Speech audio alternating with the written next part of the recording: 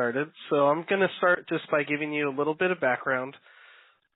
So we are conducting the interview to gather information for one of the other tribal crisis response trainers who's a victim assistance provider in Southern California. She's trying to engage a group of elders in a local tribe to get them to participate in the crisis response training, and they asked her to ask us for some more information about how elders have participated in other crisis response situations.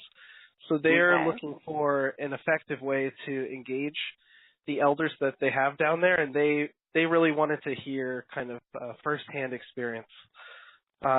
So my first question is if you could tell us your name and your position with respect to the elders in your community.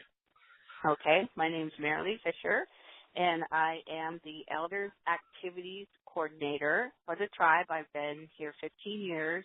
I'm also the program supervisor for our in-home support program for the entire tribe and transportation. So I have 4 employees, 2 transporters, and 2 in-home support positions that work under me. We just recently opened an elder center.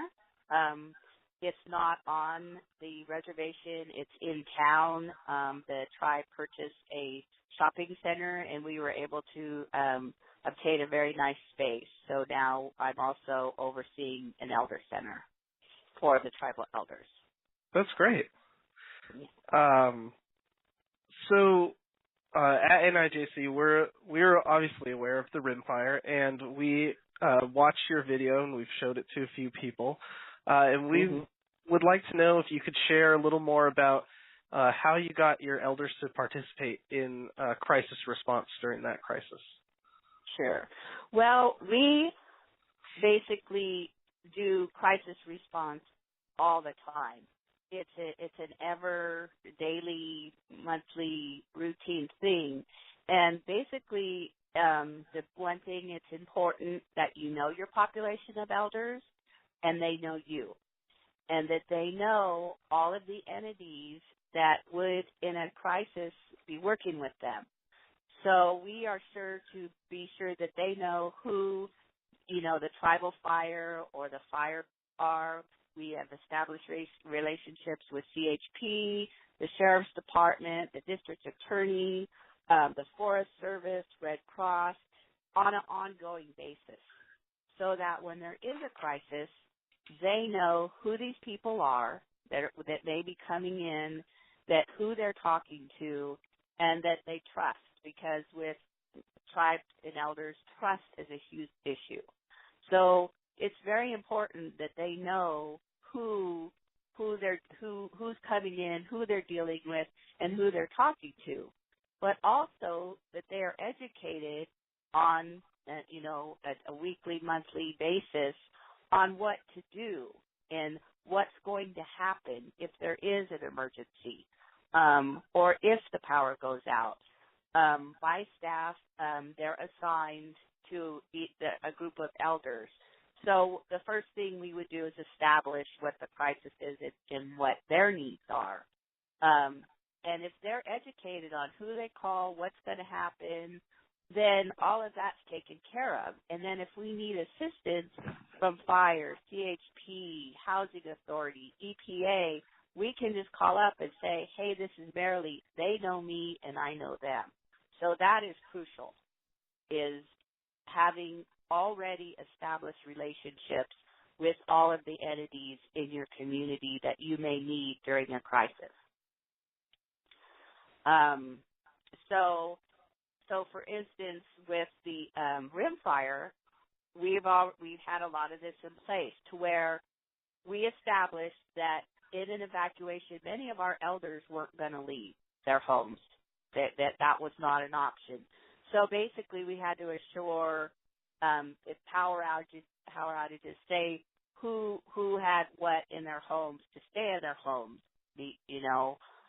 Who, if they needed to leave, we had to establish relationships with local hotels, not only in our area because the smoke became so bad, but in outlying areas. so that we could call up and say, hey, this is Merilee with, Swami Band we need 15 rooms. And so we don't have to recreate the wheel of, well, what's your credit card? We already have these standing relationships set up. So that's really important. So we keep our elders engaged through, we have monthly, or twice a month we have elders meetings, but we also have educational days where, say, we had the fire department come out and show them how to use a fire extinguisher, hands-on. We've had the housing department come out and talk to them about their, smoke detectors. And if they start beeping, don't just rip them out of the wall. Who to call to get that smoke detector replaced? Know the person who they're calling, so they're not just calling a stranger. This is our housing person. We had a sewer system, new sewer system just put in on the reservation, where they were on septics before. So now the sewer system is powered by electricity for the pumps. So, we had the people that came and built the sewer system, and the contractors and the designers, and explained to them, okay, when the power goes out, you have so many flushes. Then the generator will come on and you will have full sewer. So there's not that panic when the system goes down or the power goes down. Education, education, education. Yeah, that's great. Oh, don't let me interrupt you. Sorry. Sure. So and so we're always preparing them. I'm always maintaining relationships. The other thing is asking them what's important to them in crisis. Is it making sure their needs are met, and identifying which ones are going to do what? Like during the rim fire, the tribe offered their lands to set up the base camp. So the elders were invited out there once things calmed down, and were able to have lunch with the firefighters and establish a relationship, like as you saw, in educating them about the area, which was helpful for them because many of them didn't know where they were. But also they identified some of the tribes of fire that came, and so they provided a meal at the tribal hall for them from, I believe, Alaska. Some Native firefighters came in. So you just have to kind of identify what we call your natural helpers. I know the ones that will cook. There was some that like kind of the thrill of going out to the lands, and so we went out to the different fire camps, of course, safety-wise, and brought them things like towels, and many of them were city firefighters, and so poison oak was a huge problem, so we brought them calamine lotion. So we identified the needs, not just a blanket, we need help. We identified certain needs. And then those elders that like to go out for rides, we went out for rides and made safety packs. But throughout the year, we collect things. So we're ready to go now. And we've had a recent fire this last year in Mariposa, and there was an evacuation center set up at our fairgrounds. Well, this particular fire, there wasn't much warning, so people had to leave basically with what they could grab. So there was an identified needed for like a flash drive so they could download their insurance stuff on their computers. There was a need for overnight bags and, because a lot of them lost everything, so they needed something to start putting their things in. So our tribe is big on elder abuse and elder abuse prevention, and so we have an annual conference, and so we happen to have an excess of, say, conference bags. So we took those down there. We took the flash drives. We took, again, have a relationship with our casino, and their giveaways. So whatever they have extra lip balm or hand sanitizer or whatever they have, they give it to us so that when these things come about, we're ready to move. We're ready to go and the elders kind of know what we're going to do. whether it's go to the Red Cross Center, whether it's go to the firefighters, whether it's, work with whatever agency we need to work with, because we already have that relationship.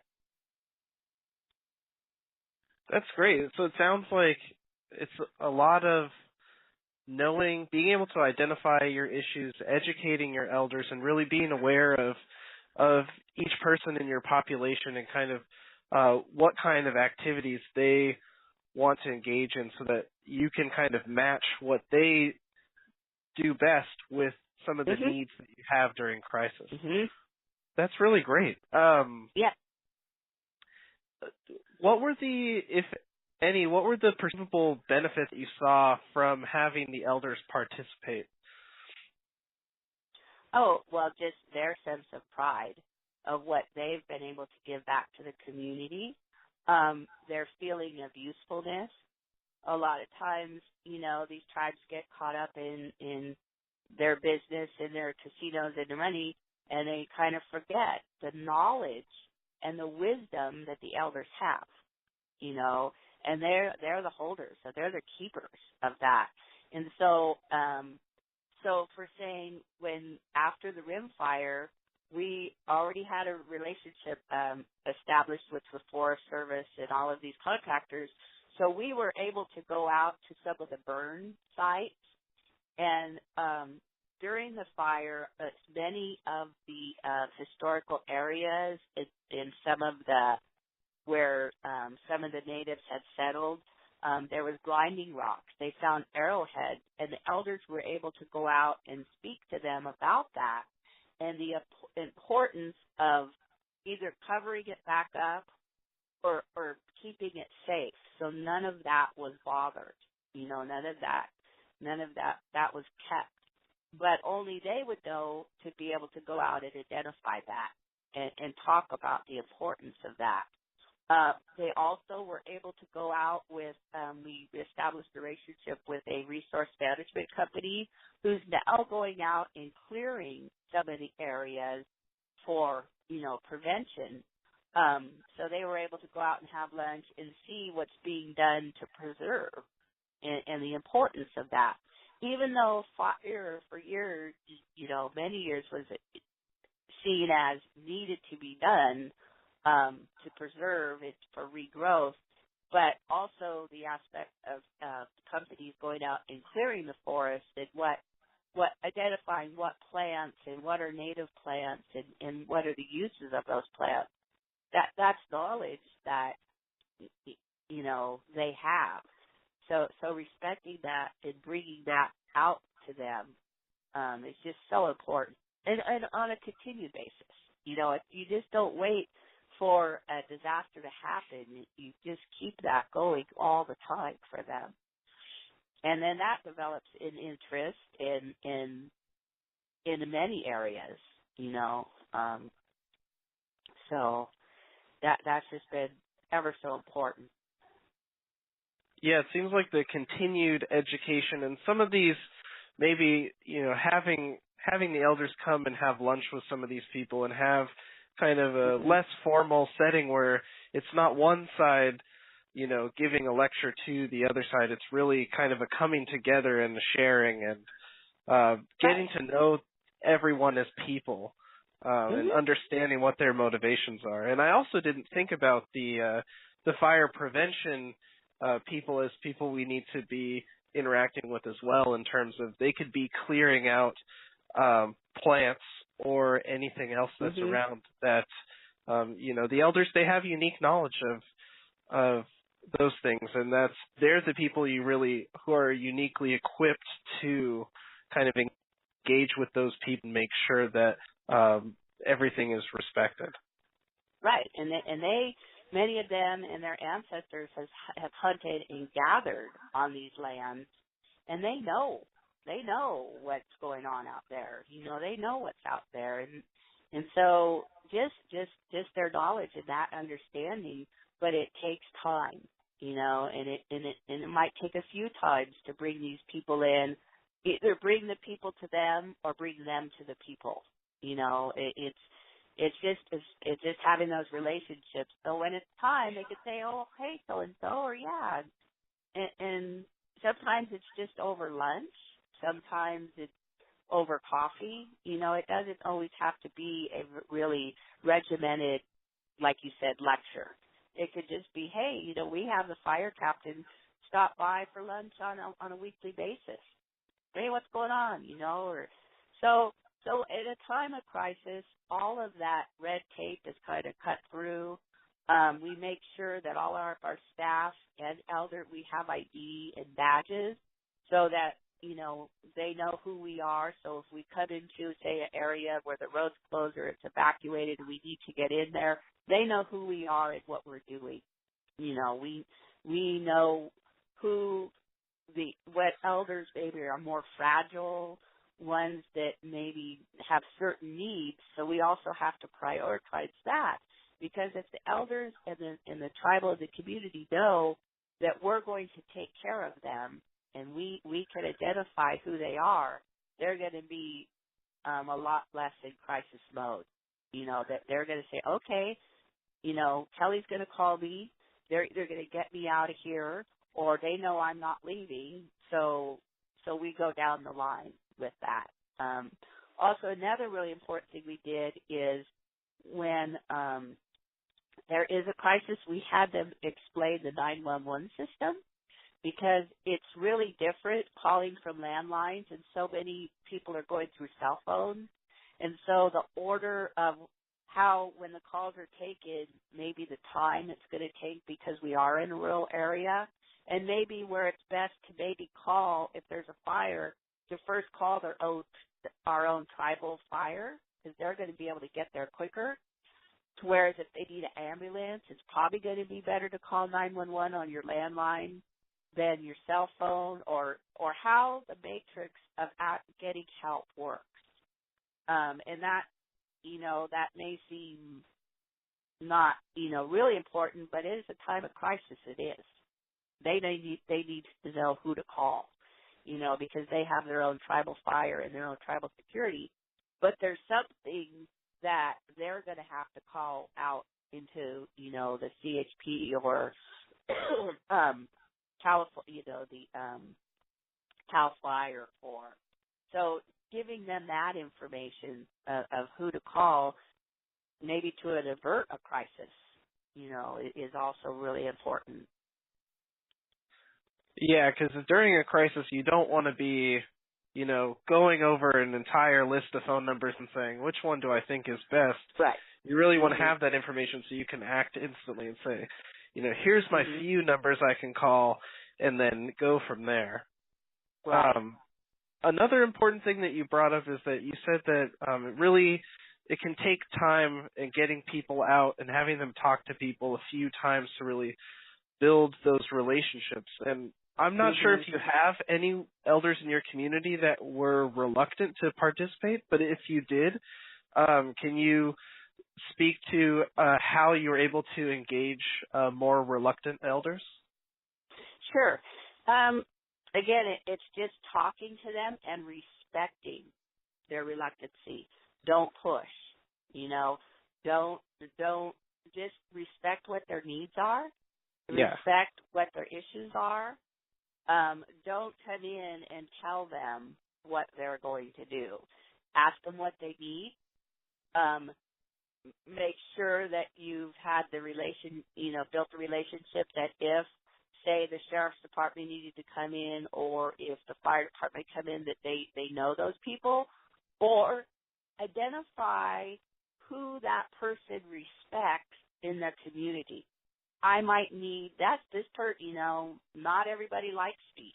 So I may need to know, I need to call so-and-so because they'll listen to them. I know that, even though that's their granddaughter, they're not going to listen to her, but they might listen to so-and-so's granddaughter, So identifying the relationships that they have in the community. And again, that takes time, but it sure is worth it when there comes a need and I need somebody to go talk to somebody for me who, whether it be a tribal member, whether it be staff, whether it be a professional in the community, whoever that is, I know that's who I need to call upon. So, and there's some that are just going to be reluctant, and I have to respect that I know I've done everything, and my staff and my community has done everything we possibly can. And if you continue to engage them, there may be something that connects with them. We have a really good relationships with our environmental EPA, and not too long ago, they had an issue with one of a high amount of E. coli in one of the streams that go through. So I had her come in and talk about that. Well, that kind of intrigued the interest of one of our elders who tends to be a little more resistant, So that was kind of an in, they became interested in the water and what's happening with the water. And so maybe next time, that will be the in there is they've established that relationship or that interest. Again, also, not fire is not the only type of, problem we have. We have snow, we have flooding, we have, so have them prepared for all things. Have them know which streams or which bridges if there's a flash flood, what areas they might want not escape routes. What ways may be going to be best to go in a certain situation if they can get themselves out. So we work to identify maybe what streams and what areas may flood, or historically the water has ran over that road, and working with our roads department and all that culverts are cleaned out and all of that. So, we have the best exit routes because where we are, there's only really 3 ways out. So we need to make sure we know which way we're going to be able to get out, depending on the crisis. I mean, one year we had an unusual large amount of snow. We lost power, some of the roads, so we have to work with our own road department, but also the county road department to know what roads are going to be cleared first if people need to get out. And, and all my staff have 4-wheel drive, so we're pretty good about getting in and out, but we need to know what roads are passable for us and our fire department and our security and all of that. So, again, I can't say it enough, building those relationships.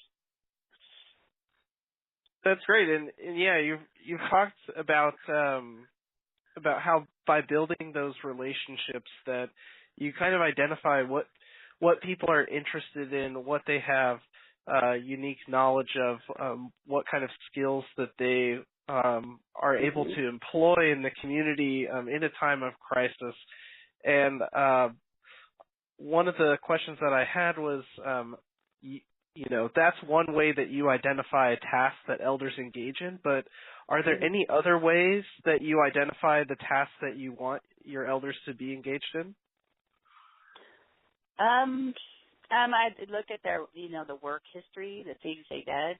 We have a particular elder who's worked for Caltrans, So, we looked at him and again, the roadways and accessing those things, just looking into whatever experiences they've had, what they've done in their lives, and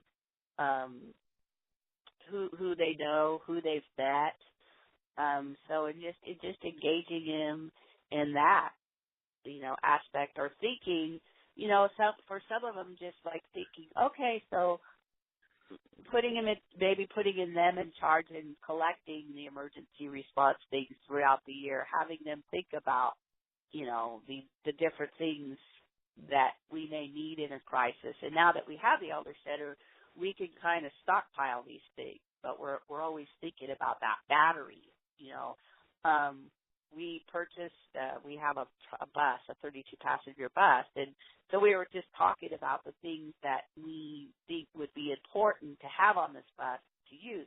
And one of them was you can have phone chargers at each seat. So that's something that we put in there so that, in event of a crisis and the power goes out, we could charge, 15 phones.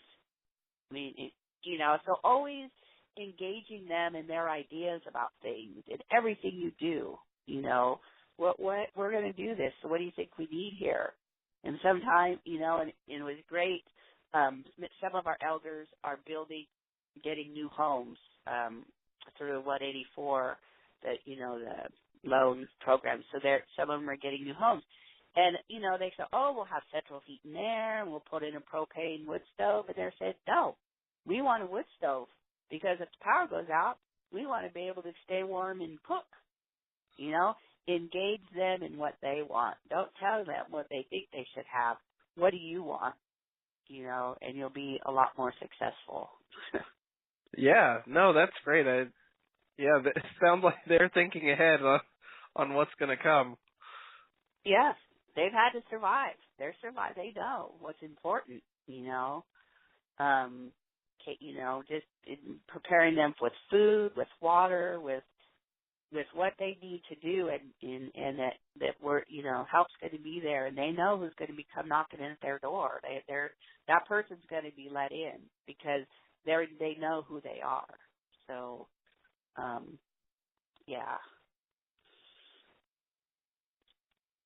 Well, that looks like you've given us a lot of really great information, so I really appreciate you doing this helpful going forward as we're engaging elders in other communities. Is there anything you can think of that you want to share on this interview? I think we've exhausted all the questions that I have for you.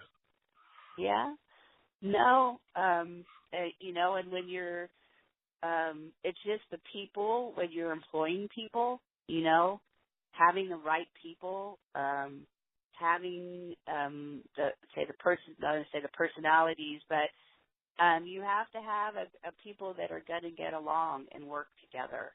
And sometimes we look at credentials and we look at, education, which is very important, but also you need people that are going to work together, and be able to put their differences aside and work together because you're going to need them, No, and it's not it's we, and you can't expect one person to be able to do it all.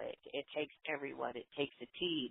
And you have to, you're going to have your differences, but when it comes to in time of crisis or preventing a crisis, you all need to be able to come together. So people's personalities, work ethic is very crucial in the team. And in my employees, I know that I can count on them. I know their personalities. I know what strengths they have, and I'm going to put them in those positions to do the job. So that's very important because in this line of work, a warm body is just not going to work. Yeah. You need to have people that really are on top of this and really, it's not just a job. And it is hard. I've had to go through a few people, but this is a community we're serving, and it's very important the job we do. So, and they know those expectations, So, and then it also makes it really easy to work in the community when they know the quality of people that we have. So, you don't always just settle when you're working with a team like this, and never always look to even the main people you might not think are important in your community to know, your local schools, the people there. If there was God forbid, a shooting, we prepare for that, who in the school to call, what we will do, an active shooter, say in the community, what we need to do. You don't run towards it. That there are people in place that are going to, who's going to do what in your community if this were to happen, is just really important, And some people say, well, why do you know the local grocery store man, well, we may need them. I need to maybe order cases of water or something. And so they know me, I know them. They know the community I serve. So always, just as many relationships as you can form, do it. Because in the time of need, like I say, we do a lot of medical transport, so we know the local pharmacies, we know the local ear, nose, and throat doctor. So when it came time for the need, say at the rim fire, because there was so much smoke, we needed nasal sprays, we needed throat lozenges, we needed calamine lotion, we called these specific businesses and doctor's offices, and they gave us samples. The local little pharmacy gave us cases of calamine lotion that we could give out to these firefighters. We were in those, but we have those relationships. We went down to the dentist's office and got toothbrushes and toothpaste because many of these firefighters and people came in not expecting to be here a month or 2 to 3 weeks. So we were able, to have those things and have those relationships, and then the elders and the community were able to offer those things that maybe these firefighters were actually camped out at our health center in our parking lot. So we'd come in every morning and let them come in and charge their phones and ask them, what do you need? Because you're saving our community, so we're going to help you out. So Yeah. And it was great. It was great. It was great for them. It was great for our elders. It was great for our community. And they were always informed of what was going on. So. Well, that's really good to hear. It sounds like you guys have had some really good experiences, and that'll be really helpful moving forward, not just for you, but sharing that with these other communities so they can kind of emulate that template that you guys have set for people. Well, I really appreciate your time, Merilee, and thank you for